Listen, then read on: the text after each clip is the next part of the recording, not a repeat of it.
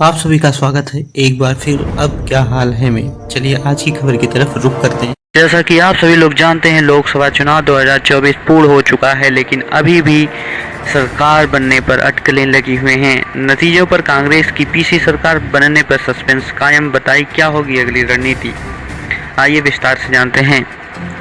2024 में एनडीए को पूर्ण बहुमत मिल रहा है। हालांकि इंडिया गठबंधन को भी सरकार बनाने के लिए करीब 40 सीटों की जरूरत है। लोकसभा आइए जानते हैं बड़े बड़े चैनलों ने क्या कहा और उनकी कमेंट्री ही हम आपको सुनाते हैं। धन्यवाद। चैनल को सब्सक्राइब जरूर। एलजेपी यानी लोक जनशक्ति पार्टी के 5 सांसद, जेडीएस, जनसेना पार्टी और आरएलडी के 2 सांसद, अपना दल और एचएएम यानी हिंदुस्तान अवाम मोर्चा की एक सीट, एजेएसयू यानी ऑल झारखंड स्टूडेंट्स यूनियन का 1 सांसद, एजीपी यानी असम गण परिषद और महाराष्ट्र में एनसीपी अजित पवार गुट की 1 सीट, यूपीपीएल यानी असम की यूनाइटेड पीपल्स पार्टी लिबरल का 1 सांसद, जेडपीएम यानी मिजोरम की मिजोरम पीपल्स मूवमेंट पार्टी की 1 सीट, एसकेएम यानी सिक्किम क्रांतिकारी मोर्चा का 1 सांसद, साथ में लद्दाख और दमन और दीव से एक सांसद, ये मिलकर होते हैं 268 सांसद। अब इसमें तेलुगु देशम पार्टी के 16 और जेडीयू के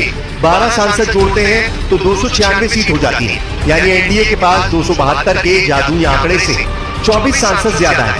296 के साथ ये एनडीए के पास पूर्ण बहुमत की सरकार का आंकड़ा है।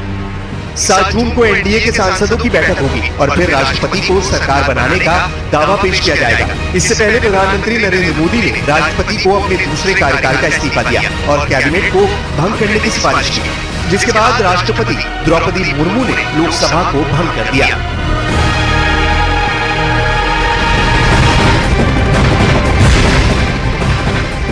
और इस वक्त की बड़ी खबर आप तक पहुंचा दे। प्रधानमंत्री नरेंद्र मोदी ने ट्वीट किया है, विकसित भारत के निर्माण की दिशा में मिलकर। फिर भी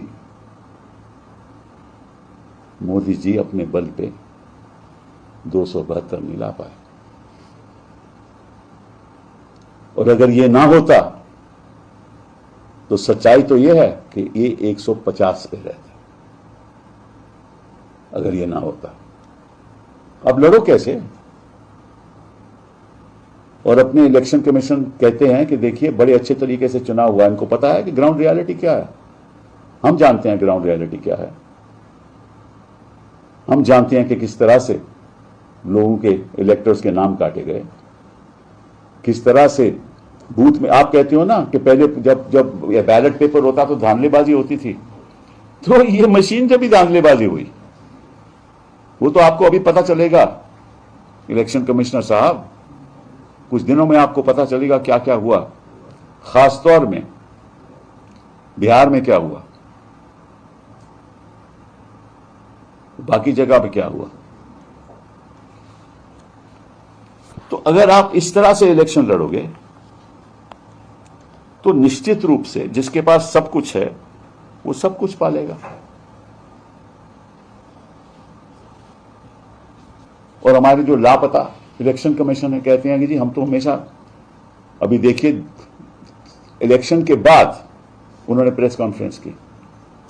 हालांकि जो ट्रेडिशन है राय से उनका मतलब ये है मोदी की हार और मतदाता की जीत। मुझे याद है कि जब इलेक्शन से पहले लोग कहते थे TINA factor, there is no alternative, तो वो टीना टीफा बन गया। देयर इज महागठबंधन में वो चले गए और फिर उसके बाद फिर वापसी हुई। ठीक है, अब देखिए जब से नतीजे आए हैं, आपने नीतीश कुमार के मुंह से या उनके सोशल मीडिया टैग से, हैंडल से आपने कहीं भी जिक्र सुना बीजेपी के बारे में, अपनी पार्टी के बारे में, बधाई देने के बारे में? एक भी शब्द सुना आपने? कहीं आपने देखा? आज जब मैं साथ में ट्रैवल कर रहा था तो मैंने पूछा कि क्या प्रतिक्रिया है, उन्होंने कहा मैं आपको नमन करता हूं। तो जाहिर है कि वो न पत्ते खोल रहे हैं न कुछ कह रहे हैं। केसी त्यागी या संजय झा या कौन क्या बोल रहा है, दरअसल नीतीश के मन